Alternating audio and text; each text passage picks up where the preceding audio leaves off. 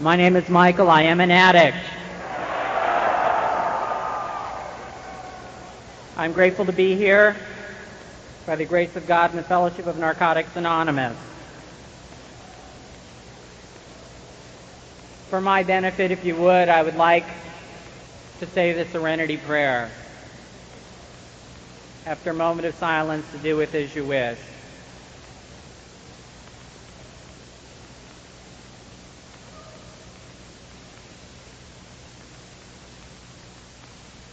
God, grant me the serenity to accept the things I cannot change, courage to change the things I can, and the wisdom to know the difference.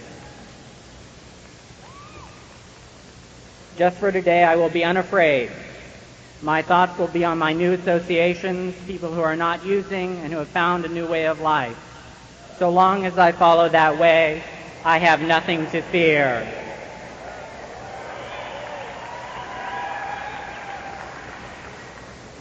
I'd like to thank Ronnie for sharing tonight and all of the speakers that I've heard this weekend. And like Ronnie, I would like to welcome those of you who are new to Narcotics Anonymous. You are the most important people at this or any other meeting.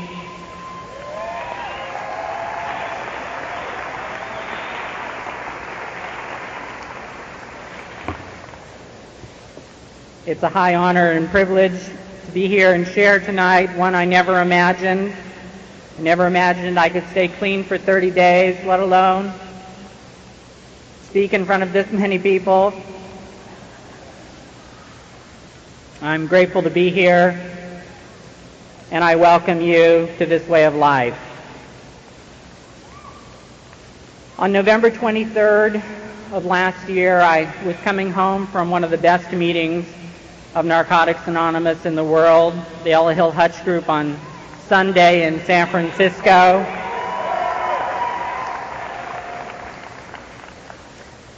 And on my way home from that group, I stopped at my corner store and I saw across the street two individuals attacking a homeless person, chasing him up and down the streets, chasing him into the middle of Market Street, a 4-lane boulevard, themselves following him into traffic, attacking his shopping cart, screaming the most horrible things, that he was worthless, to get a job, taunting him. And I watched this situation develop for about 5 minutes. It went on for that length of time, and at a certain point, I intervened and I screamed, "Stop!" And the two individuals who had been torturing this homeless person immediately turned from 25 feet away from me and ran toward me and attacked me and chased me into the middle of Market Street, across traffic, knocked me down.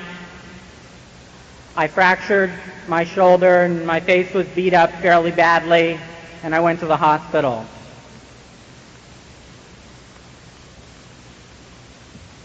As a result of that attack, I didn't work for 3 months. I had to take pain medication, and a lot of things in my life changed. There's been a lot of change in my life. Oh, the doctor said I would never be able to do this.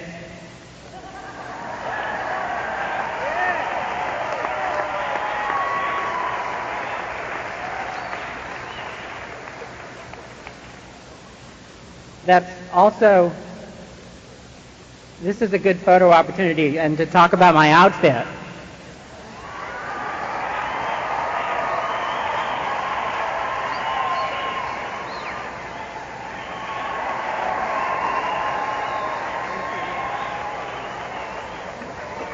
I lost my bracelet, but it's really not important at this point.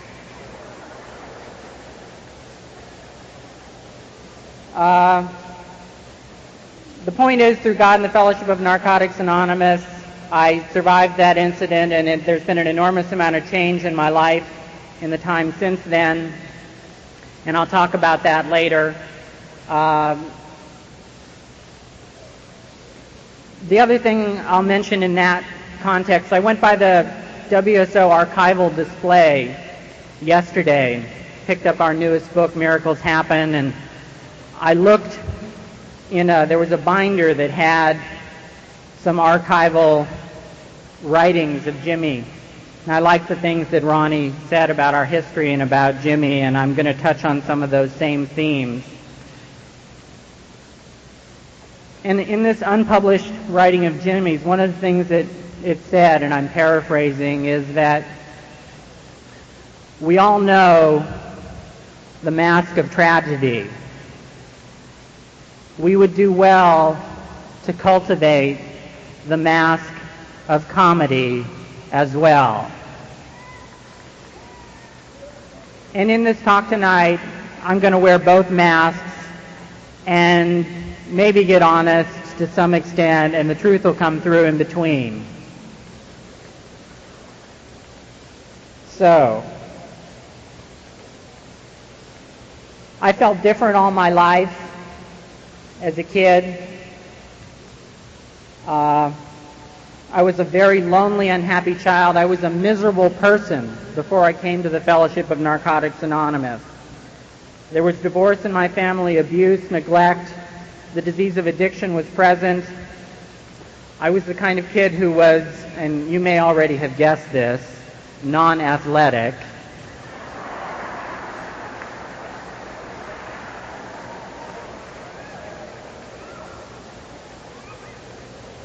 I was picked last for every kind of team you could possibly imagine.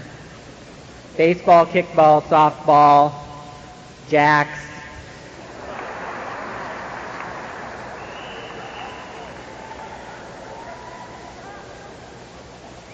I know I'm not alone today.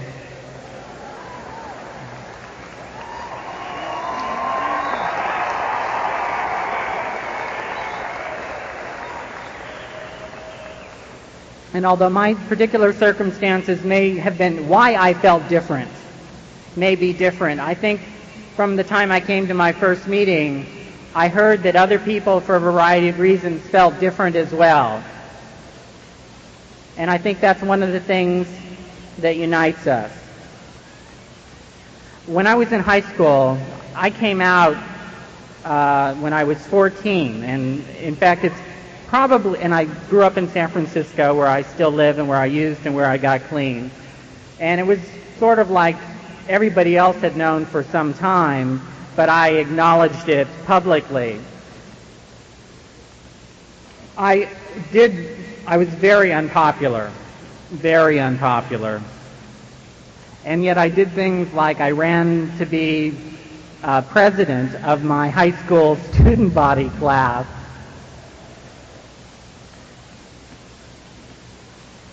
One of the worst experiences of my life, at that point it was, since after that it wasn't, was the speech that I gave in front of about 200, 300 people in my school, and they laughed at me.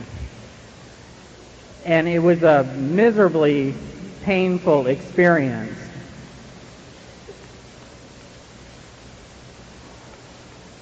I was a teenage drug addict. I started using when I was 14. I was suicidal when I started using as a result of some of those circumstances, the family that I had grown into. It's true that drugs saved my life. I think if I hadn't found drugs when I did, I don't know that I would have survived in my teenage years.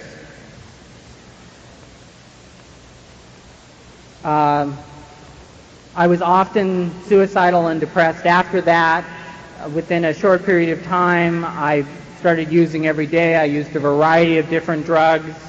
I dropped out of high school at a certain point. I continued to be suicidal during periods of time. I got into more and more trouble.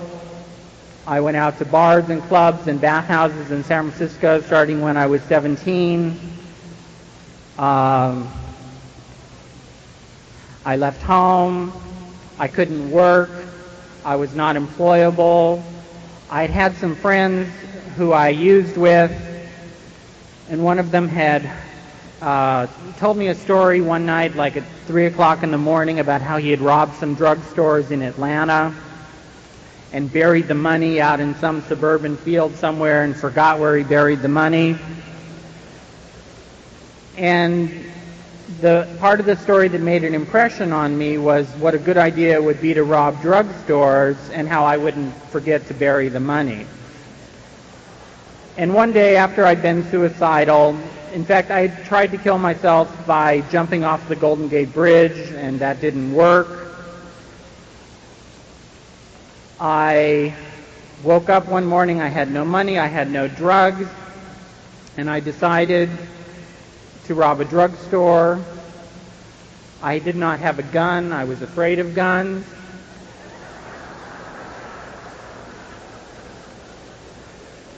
I had a butcher knife.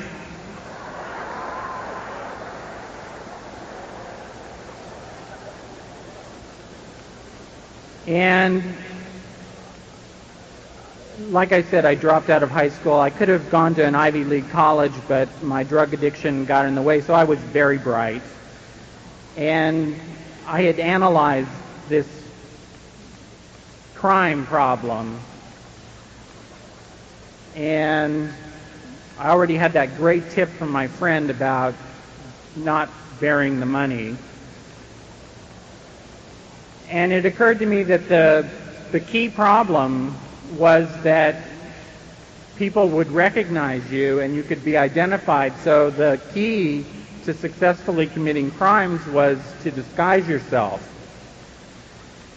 And I was living with a woman at the time.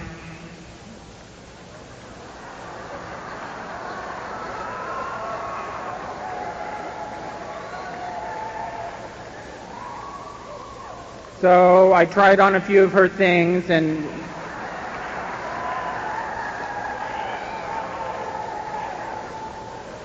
I walked to a drugstore near my house, my neighborhood drugstore, butcher knife in tow, and I robbed it. 6 days later, I went back to the same drugstore and I robbed it again. One of the times I forgot to take the money. I don't remember which time.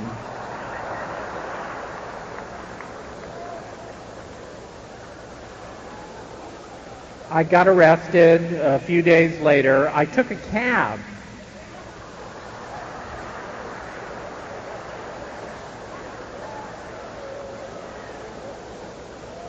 Okay. So then I got locked up. I tried to stop using. I was facing all of these terrible charges. I got bailed out. I tried to stay clean for the first time in my life. One day I woke up. I wanted to kill myself. I wanted a certain drug to do it. I didn't have that drug. I knew I could get some at a drugstore. And I robbed 4 drugstores in one day, walking from drugstore to drugstore.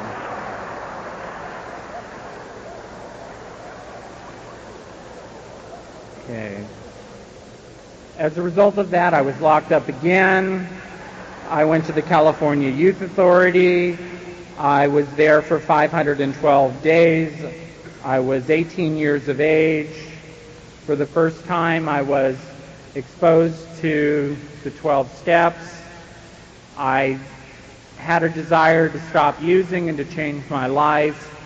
When I got out on parole in September of 1980, I had to see a parole officer. I wanted to stop using. I continued to use while I was locked up, of course, to the best of my ability. I stayed clean for 12 days. After I got out, I got loaded. I was as insane as when I had been locked up 512 days before, but I had to go to some kind of program as a condition of my parole. I went to my first Narcotics Anonymous meeting as a result of some outpatient treatment program that I went to sometime in October of 1980. I went to 2 meetings a week. I was not willing to go to 90 meetings in 90 days, something we suggest to those of you who are new. I was not willing to get a sponsor, something we also suggest. I was not willing to introduce myself as a newcomer more than the first, second meeting. I did use again on November 10th of 1980, and the only remarkable thing about it was that that was the last time I used, and my clean date is November 11th of 1980.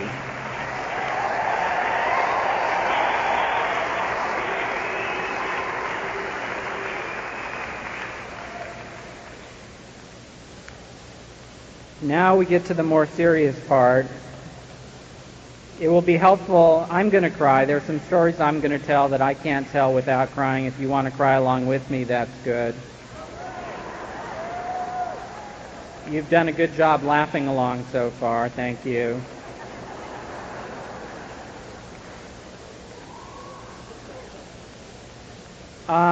This is a good point.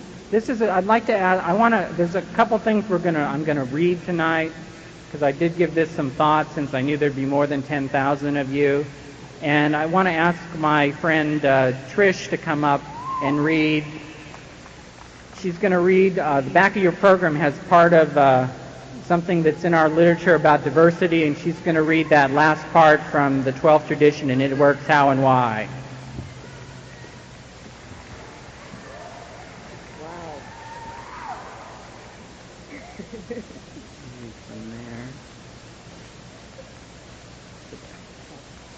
I'm an addict. My name is Trish.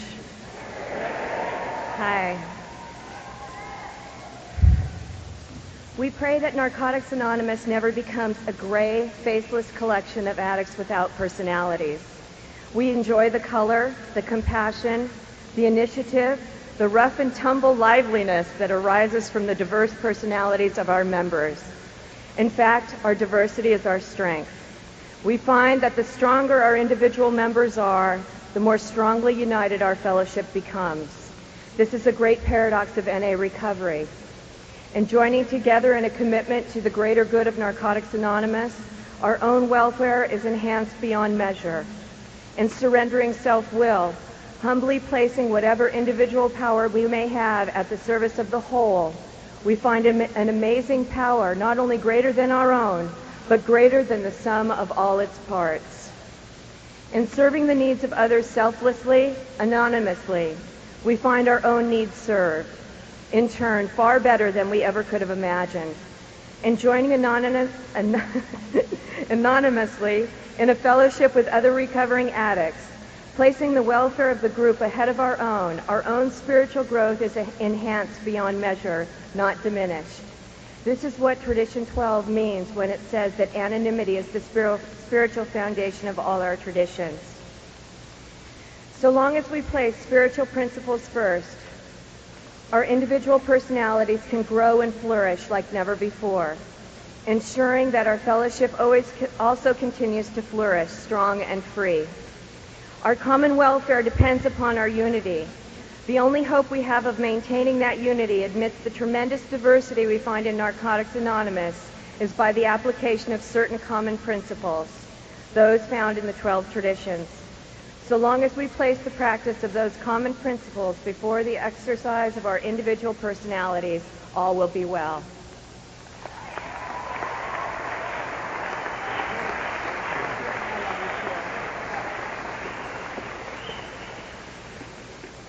Thank you, Trish. The point, and this goes into this next story, I think unity is very important to me. I think it's the most important thing. And what's most important about this meeting is us, not what I have to say. What we'll remember is that we were all here together. We are the message. We'll remember that we were here more than anything that we hear, the experience of our unity here together. When I was a newcomer, in February, I came in November. In February of 1981, the third Northern California Convention was happening here in San Jose. The man who's my sponsor now, he wasn't my sponsor at the time, Bud Gay, talk about a Freudian slip.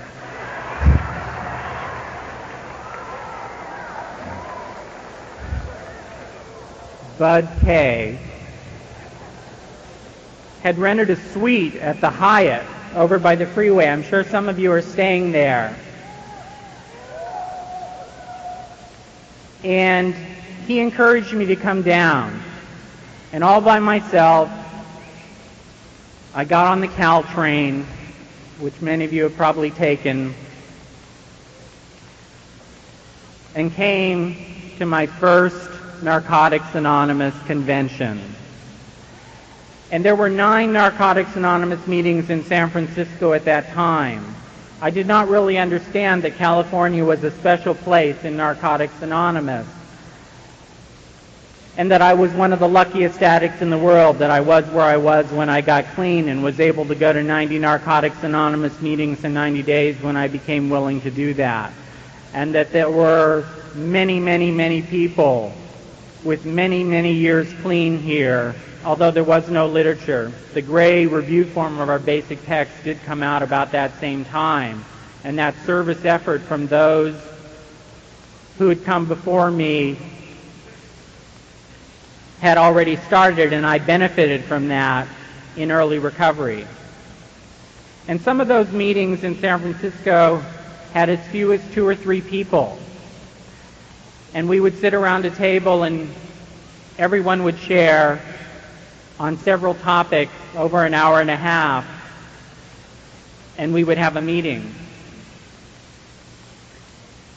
And in San Jose that year there were around 1,000 addicts, as I recall. I don't recall exactly, and that's not important.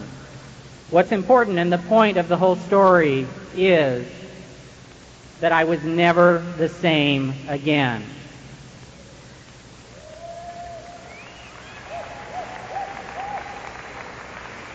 And so I know from my own experience that those of you who are new here tonight and present at this convention in the meeting will never be able to forget us.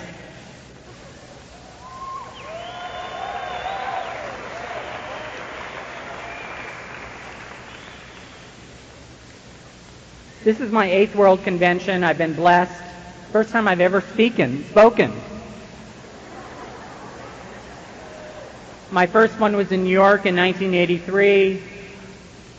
Hey, I told that story without crying. I never do that. I thought the best meeting I ever went to was at that convention in New York, and Nona, who died this just past year, spoke at the Sunday morning meeting. I heard Jimmy Kay speak Saturday night, and Father Dan. And Nona was so grateful she cried through the entire meeting, the Sunday morning meeting.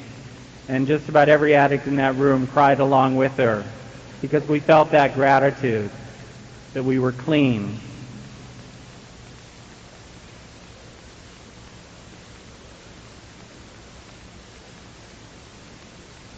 I went to Washington, I went to London, I went to New Orleans, Portland, Toronto. The Worldwide Fellowship of Narcotics Anonymous touched me early in my recovery. And although I am from California, I consider myself a member of Narcotics Anonymous as a whole, and my focus is on Narcotics Anonymous as a whole.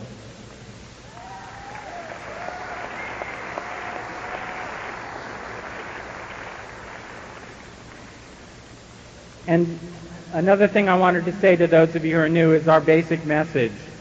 Just for today, you never have to use again.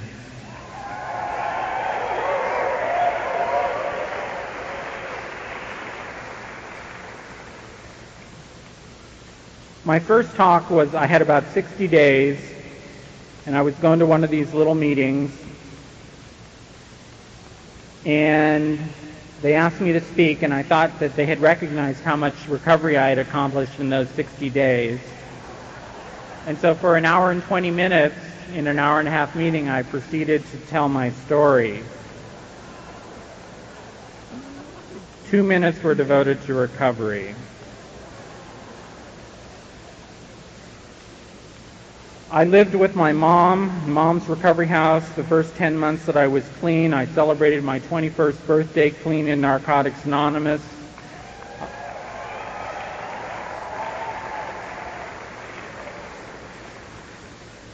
Whether you identify with my story or not, the external things are not important. I have a strange story. The important thing is what you want to do about your problem and how we can help.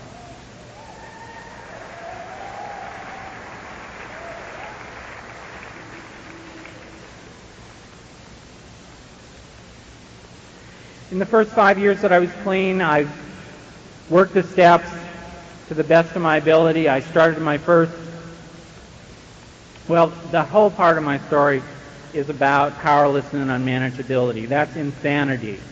And that provided a foundation for me to surrender to the program, the same kind of gift of desperation that Ronnie was talking about I had as a result of the trouble that I got into and the experiences that I had.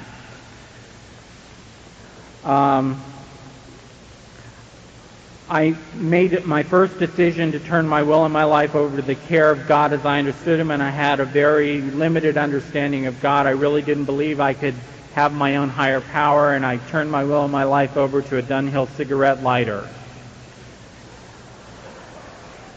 That made sense to me at the time, but the important thing was not what higher power I had at that point in time, but there was a sincerity in my decision.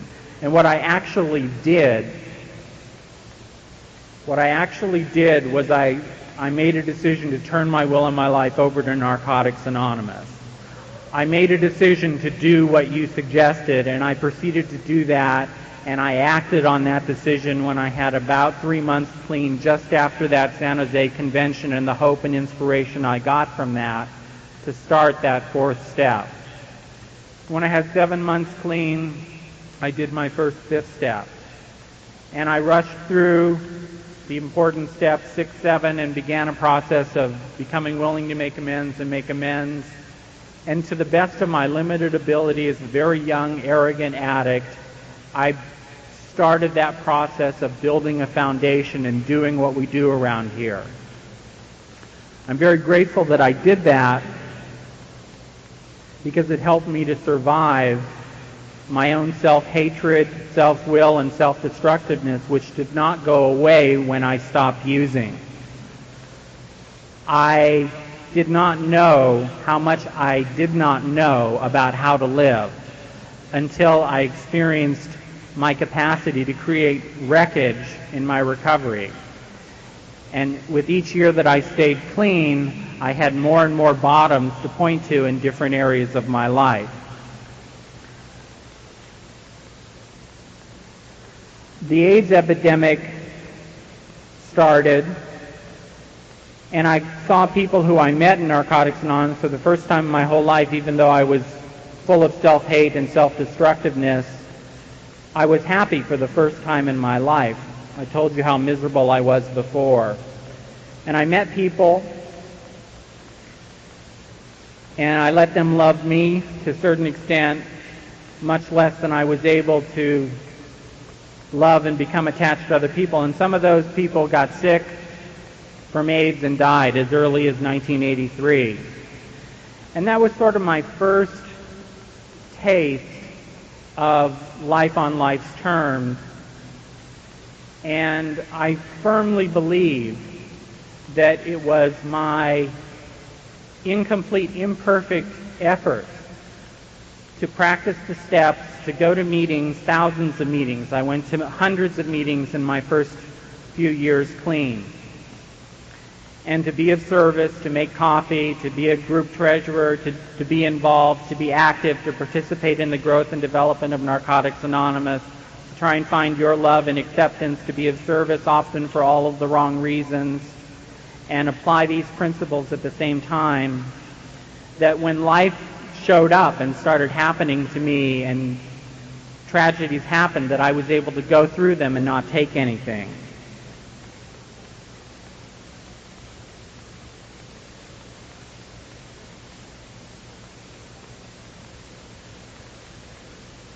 I'm forever grateful to those people who carried the message to me. And one thing I'm forever grateful to those of you who were here when I got here. And I want you to do something for us. All of you, and this is going to be hard for some of you, because once you get into those double digits, you'll notice it at the countdown tomorrow night. You become incapable of standing up for more than 3 seconds. You just sort of pop up and then pop right back down. I would like all of you whose clean date is prior to November 11th of 1980 to stand for at least 10 seconds on the count of 3 and allow us to acknowledge you. 1, 2, 3.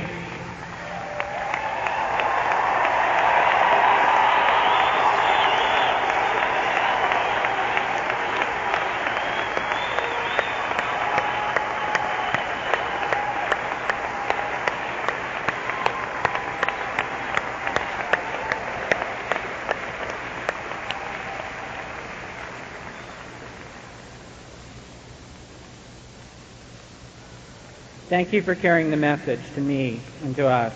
We need you.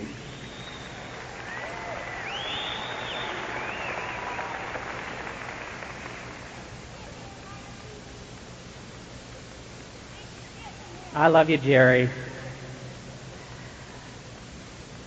I told you how I worked that third step the first time. When I had about 8 years clean, I wanted this job. It was a very good job. It involved going to Europe, opening a European service office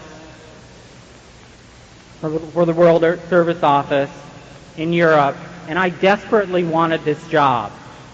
And I applied for this job, and I did not get this job. And when that happened, I had, like I had done with other things in my life, made a decision to turn my will and my life and this job over to the care of a higher power, which by that point in time I had come to understand better. And when I did not get the job, although I was disappointed, I accepted the outcome.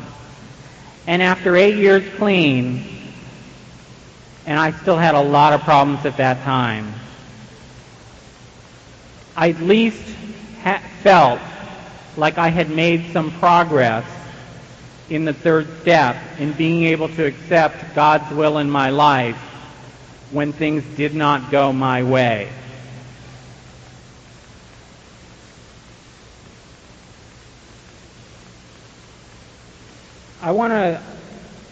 This is hard.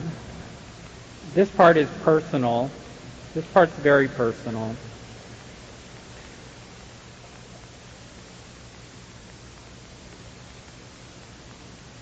I've been to every Northern California convention since that third one in San Jose.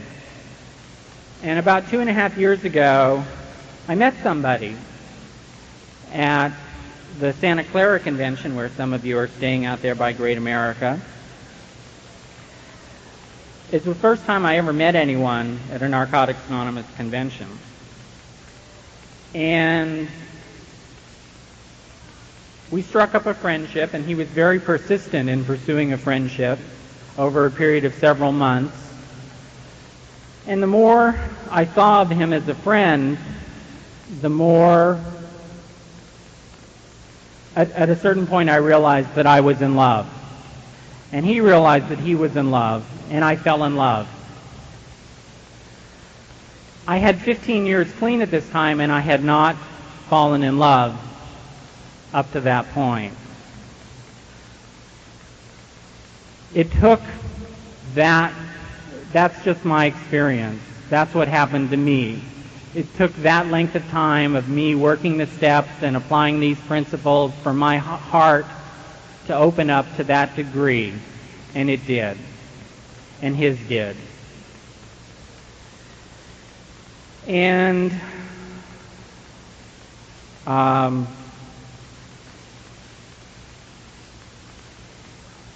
we had a wonderful first year.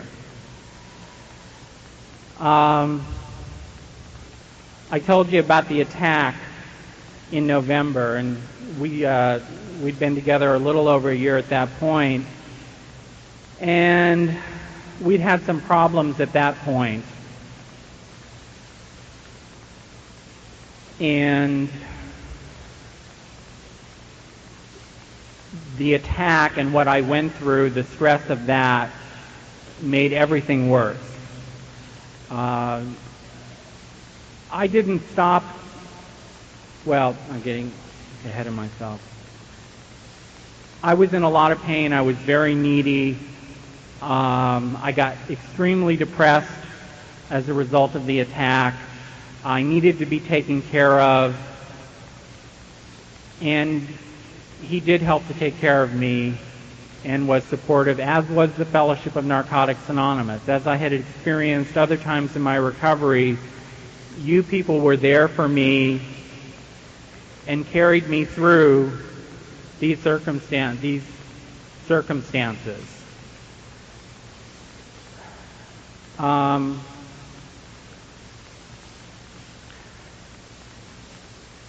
3 weeks ago tonight, I asked my partner for a long separation.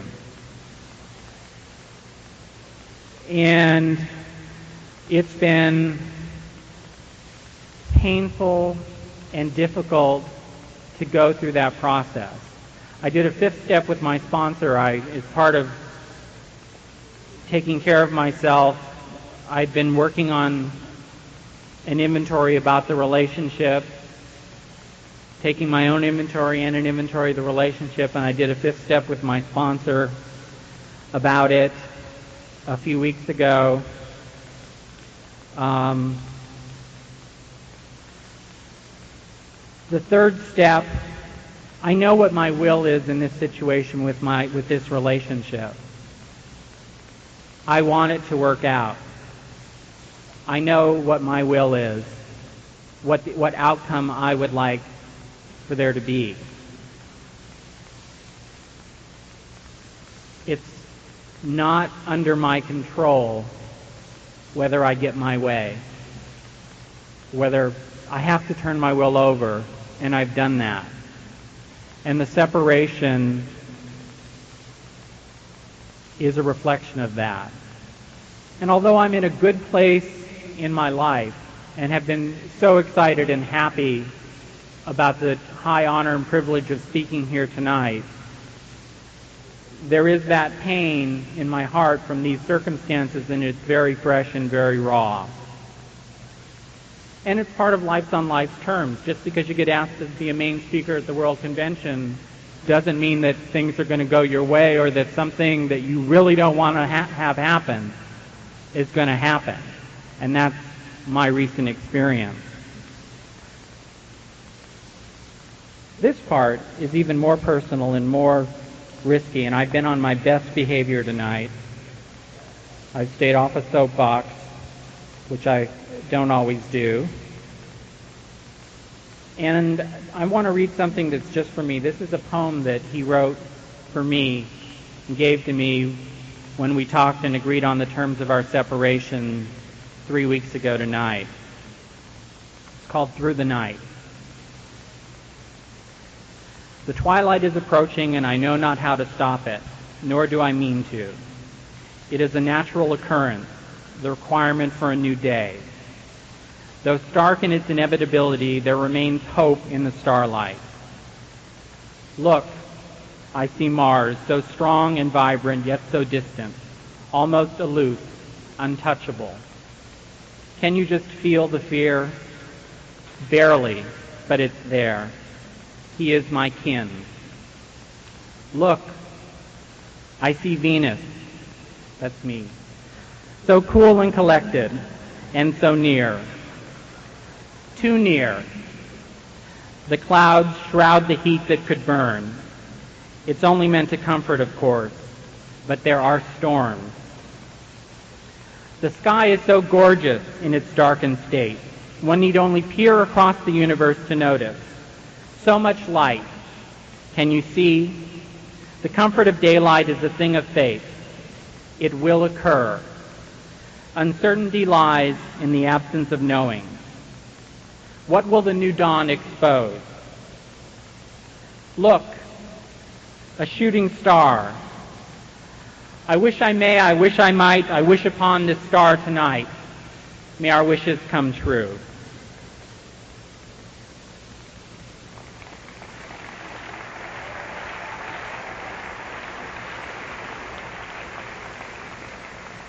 That part was just for me. My sponsor gave me specific directions that I was supposed to have fun while I was up here. And I don't know, I'm trying. I want to thank the committee for asking me to share. The host committee from Northern California, my home region, submitted my name to the World Convention Corporation, and it's especially touching that they did recommend me, and I thank the committee and the World Board and the outgoing World Convention Corporation for making this convention possible.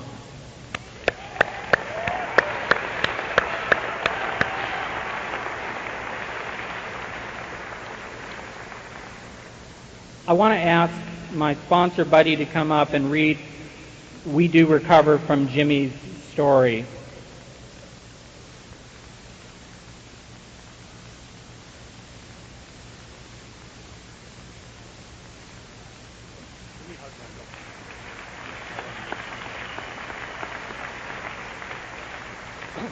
My name is Bud, and I'm an addict. My family. Okay. When my addiction brought me to the point of complete powerlessness, uselessness, and surrender some 15 years ago in 1950, there was no NA. I found AA, and in that fellowship met addicts who had also found that program to be the answer to their problem. However, we knew that many were still going down the road of disillusion, degradation, and death because they were unable to identify with the alcoholic in AA. Their identification was at a level of apparent symptoms and not at the deeper level of emotions or feelings, where empathy becomes a healing therapy for all addicted people. With several other addicts and some members of AA who had great faith in us and the program, we formed in July of 1953 what we now know as Narcotics Anonymous.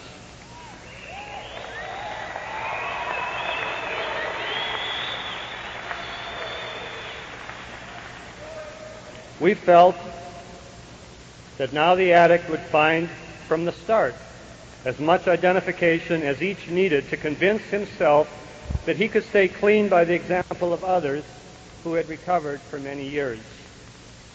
That this was what was principally needed has proved itself in these passing years. That wordless language of recognition, belief, and faith, which we call empathy, created the atmosphere in which we could feel time, touch reality, and recognize spiritual values, long lost to many of us. In our program of recovery, we are growing in numbers and in strength. Never before have so many clean addicts of their own choice and in a free society been able to meet where they please to maintain their recovery in complete creative freedom. Even addicts said it couldn't be done the way we had it planned. We believed in openly scheduled meetings, no more hiding, as other groups had tried. We believed this differed from all other methods tried before by those who advocated long withdrawal from society. We felt that the sooner the addict could face his problem in everyday living, just that much faster would he become a real productive citizen. We eventually have to stand on our own feet and face life on its own terms, so why not from the start? Because of this, of course, many relapsed and many were lost completely. However, many stayed, and some came back after their setback. The brighter part is the fact that of those who are now our members, many have long terms of complete abstinence and are better able to help the newcomer. Their attitude, based on the spiritual values of our steps and traditions, is the dynamic force that is bringing increase in unity to our program. Now we know that the time has come when that tired old lie, once an addict, always an addict, will no longer be tolerated by either society or the addict himself. We do recover. If you remember nothing else that is said here tonight, remember this: Narcotics Anonymous works. I wish you well in your recovery. I'm grateful, I'm grateful, I'm grateful. Thank you.